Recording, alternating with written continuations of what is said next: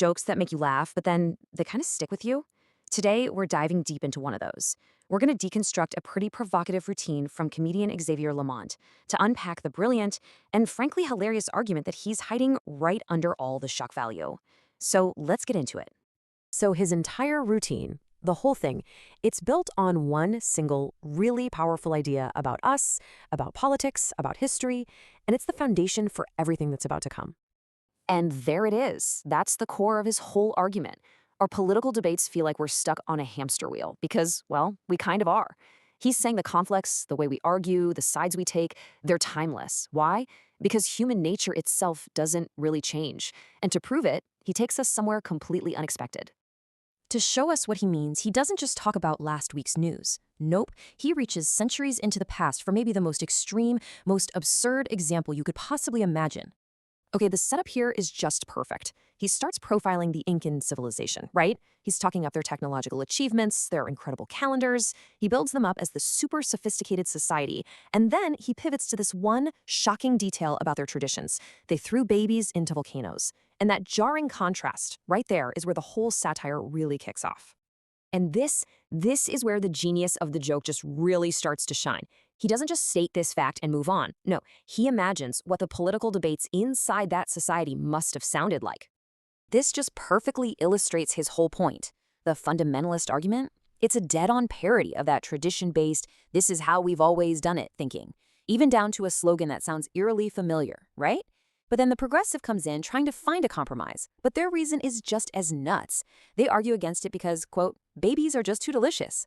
See, the joke isn't really about the Incans. It's a mirror. It's reflecting the all-too-familiar structures of our own argument. So just as the audience is laughing at this, ancient barbaric practice, he makes this incredibly sharp turn. He takes the whole theme of the joke and aims it right at us, right here, right now. And this is just pure escalation. It's an outrageous claim, right? It's offensive, it's designed to shock, and suddenly the laughter stops. Because the joke isn't about some distant civilization anymore. He's saying it's about us. But how in the world could he possibly back that up? And he doesn't just leave that accusation hanging there in the air. Oh no, he actually proceeds to build this entire comically logical case to prove his insane point, piece by piece. Okay, let's follow his steps. He uses a series of what he presents as just undeniable evidence to try and get the audience on his side. And he starts with stuff we see literally every day. So his first exhibit is just simple wordplay. He takes these common foods and just reframes them through the lens of his central accusation. Caviar? That's fish babies. Eggs? Chicken babies. And yeah, even baby carrots get pulled into this whole conspiracy. It's totally ridiculous, but you can see he's laying down this foundation of evidence. Next up, he uses some simple grocery store logic. A can of corn has a picture of corn. A can of peas has a picture of peas. And then he just poses the question, if that pattern holds, what's really in that jar with a picture of a baby on it? It's absurd, of course, but the structure of the argument is deceptively sound, and that is exactly what makes it so funny. His next piece of evidence is psychological. He points to that weird universal impulse where people see a cute baby and say something like, oh, I could just eat you up. He takes that common expression and treats it literally, framing it as a confession of our deeply suppressed baby-eating nature. Now he's making all of us co-conspirators. But he saves his most powerful piece of proof for last. To absolutely seal his case, he draws on a very, very specific moment from our recent cultural memory.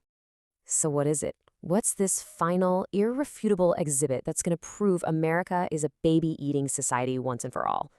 He doesn't go back to ancient history or the grocery store. Nope. He pulls something from the internet, from what he calls the before times. And this is it.